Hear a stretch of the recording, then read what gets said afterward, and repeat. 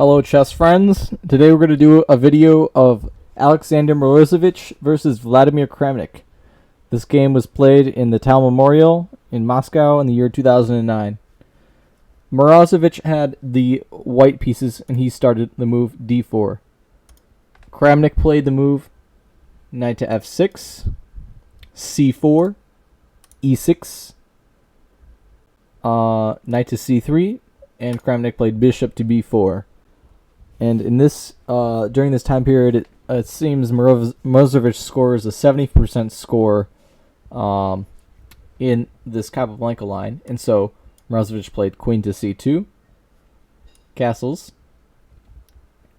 a3, bishop takes on c3, queen takes on c3, and Kramnik played d5. Yeah, claiming the center.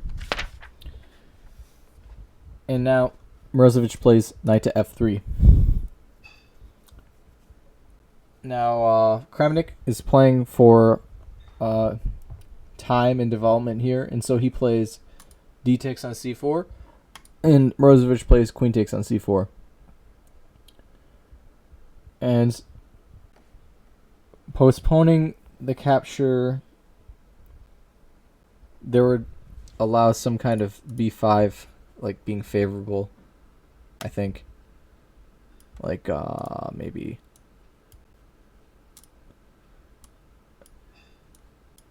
and there's a good game maybe like this. c5 is coming favorably, maybe. Anyway, I think, but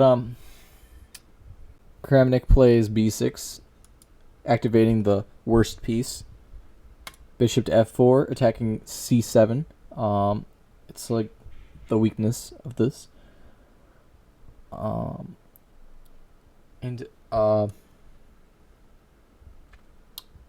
Bishop to a6 was played, attacking the queen and trying to provoke queen takes on c7. Morozevitch played queen c2. If queen takes on c7, and there's a counterattack of queen to, I think, d5, and black has not exchanged queens. There's compensation. And this is very dangerous because white's king is still in the center. Back to the game. Knight to b d7 was played, and Morozevitch plays e4. Another try could be rook to d1, queen c8, g3, and c5. And there's equality here. Another try could be bishop takes on c7, but then there's queen c8, rook c1, and queen b7, bishop f4, and rook fc8. Whoops.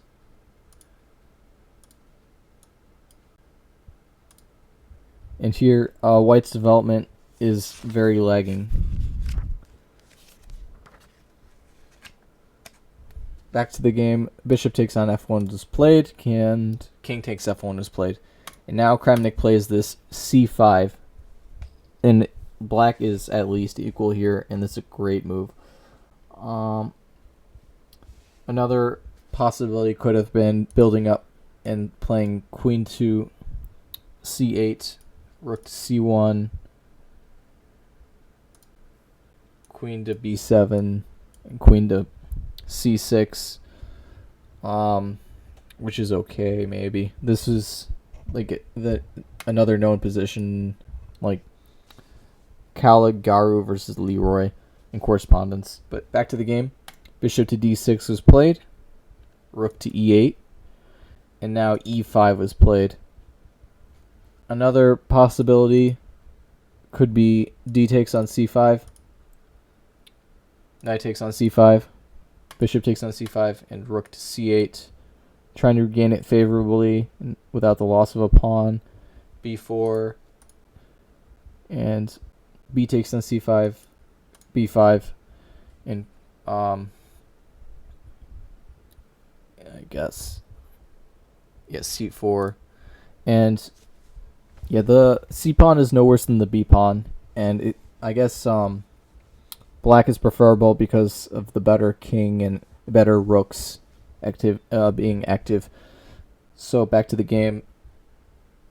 Knight to d5 was played, and now h4 is played, trying to get this rook into the game. This h rook.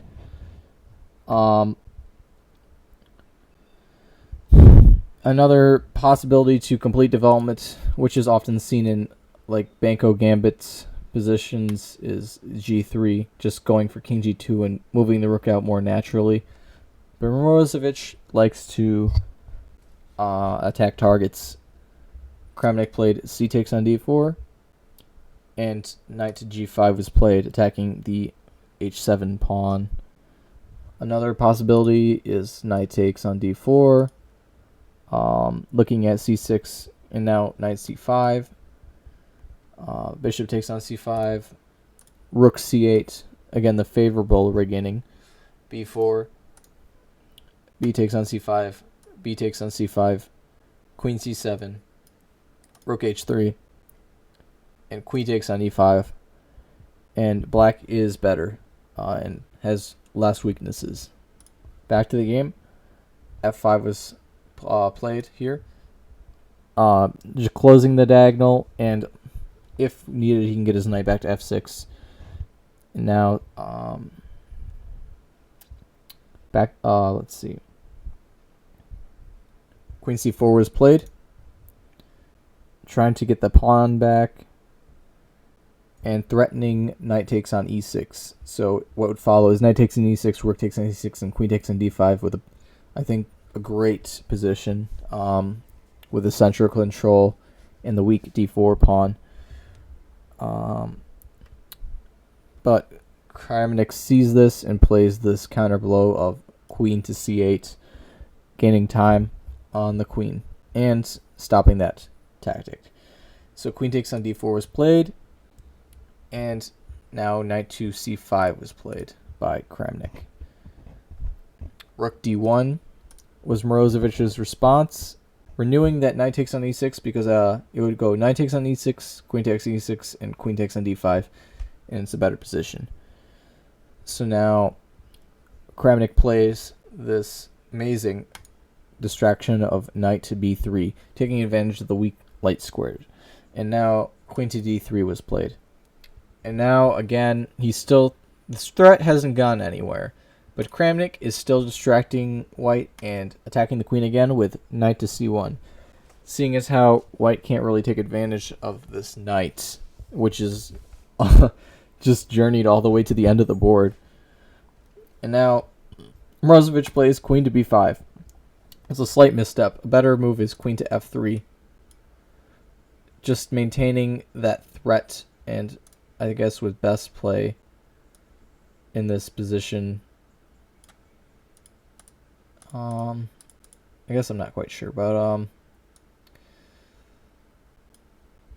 there, I guess, you could try like a queen c4 check and get activated and have some counterplay that way. But back to the game, queen b5 was played, I guess trying to prevent the queen to c4 check. That was sort of his idea. And yeah, now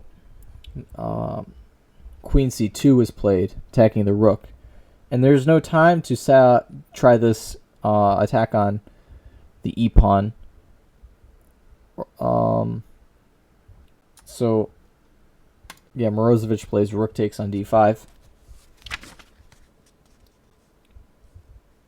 And you know what's funny? It looks like Morozevitch could have blundered maybe because of some tactic, but Kramnik saw this, and I'll show you what happens if this happen. If Kramnik took here, he would just get mated with this, and that would be a smothered mate. So this was Morozevitch's tactical plan. But the thing is, Kramnik was so thorough in his calculations that he was able to see this precise a6, preventing all of that, which is incredible. And now, queen takes on b6 was played. Queen c4 check, gaining back the rook favorably without any, weaknesses or allowing of bad things happening. So king to g1 was played, and Kramnik played e takes on d5, so it's a protected pawn, and it's passed pawn. And it's like another element into the game for counterplay. It's like he just created another counterplay element. G3 is played, and Kramnik played h6. So he was weak. He was waiting for the perfect moment to weaken his king to get rid of the knight and put it on a worser square, and this was the perfect moment. And so knight to f3 was played, and he could you could consider sacrificing the knight with queen to b7, but after h takes on g5 and e6, the idea behind that sacrifice, there is this move with knight to e2, this forcing move knight to e2 check, king to h2, and rook takes on e6, sacrificing back the rook because after queen takes on a8 check, king to h7, h takes on g5, there's queen to e4, and now on rook takes on d6, trying to maintain that material being a piece up. There would just be king to g2 check, and this would be great for white, because after king g8, and then there would just be queen e8 check, and I think this is toast. I think, yeah, that's toast. So back to the game. This queen e4 just prevents that king move in this analysis, and now you can try queen to b8, holding on to the d6 bishop, and then after queen to f3, threatening f2, rook f1. There is this rook to g6 with rook takes on g5 and rook h5 threatened, so bishop f4 would have to be played, and now there's this knight takes on g3, using this dual pin of those threats. So yeah, then the bishop takes on g3, rook takes on g5 with this unstoppable rook h5 threatened, and there's nothing that can do anything about this. I guess you can lose the queen, and this position's not good. Anyway, back to the game. So knight to f3 was played, and now f4, this undermining of this king position, is what Kramnik plays. And keeping lines closed, Morozevitch played g4, and now Kramnik played queen to e4. And another strong idea could have been queen to e2, attacking the knight this way. And then after king to g2, then there would be knight to d3, attacking f2, rook f1, and rook a to c8, possibly threatening a deflection. G5, rook c2, just building up more though, and f2 is under heavy fire. Back to the game. King to g2 is played, and now knight to d3. And now queen to b3 was played. And black played this queen to c4. And then white played queen to b7. Because the exchange of queens is, I don't think that's to be recommended because of the exchange down. And of course, the queen d1 is not a good retreat because of the grip on the c file, rook a c8, and then queen d2 could be tried, but then queen e4, and that's a strong position for white.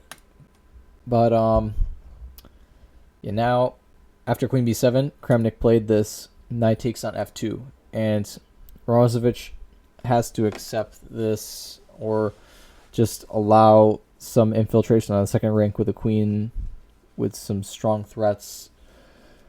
And so king takes on f2 is played, queen c2 check, king to g1 was played, and now queen d1 check. Just like staircasing the queen to a perfect position. King to f2 is played. Because if you tried king g2, then queen e2 is just like, there's just no stopping the loss of the knight at the very least. So king f2 is a bold try, but then queen h1 was played, and yeah, now Morozevitch tried e6, thinking that he's sacrificed that piece to get in some time and avoid some queen checks. But now Kramnik has this very cold looking rook a to c8. So his threats are just very unstoppable. So Morozevitch tried queen f7 check, then king h8 was played, and yeah, now Morozevitch tries defending backwards with bishop to c5, and seeing as he can block the infiltration not to c2. This is an extremely amazing defensive try, and he should be given credit for this move. This is an defensive interference tactic. But another idea could have been bishop to e5, like with the mate threat, but there's no time because of rook c2, knight d2, and rook takes d2 mate. So yeah, queen to c1 was played in the game, and b4 was played by Morozevitch. And now Kramnik played queen c2 check, king g1 was played by Morozevitch, and queen e2 was played by Kramnik, gaining some time on that knight. And so knight to d4 is played, attacking the queen. But this doesn't stop queen takes on g4 check, king to f2, queen takes on h4 check, king to e2, and this incredible move to find, after calculations, f3 check, and king takes on f3 is played. So white's king is it's not really going any safe place, but it's safe at the moment. And now Kramnik has to release one of his rooks into the attack, because these rooks are somehow they're stuck behind enemy lines, and there's nothing more than a draw at least in this position so far. But Kramnik finds the probably the only practical winning move that can be found, and he played this very cold rook to f8, and bishop takes on f8 was played, and that was a clearance tactic for rook to c3 check. And this is just incredible, this move that he found. King to g2 was played. Now Kramnik gains more territory and greater mating influence with queen g3 check. Morozevitch played king to f1, and queen c1 check was played, and Morozevitch resigned because after king to e2, queen e1 check, king to f3, rook c3 check, king to g4, queen g3 check, king to f5, and queen g5 would mate. So this game is an incredible game. It's almost as if these guys are acrobatics on a tightrope, and they're like flying and fighting for their lives here. In a practical game like this, finding all of these moves from calculations is to be highly respected. I don't think like I would find any of these like complicated moves in a real game. So anyway, thanks for watching, and I hope you enjoyed the game, and I look forward to more feedback on my videos. Thanks for watching, and take care.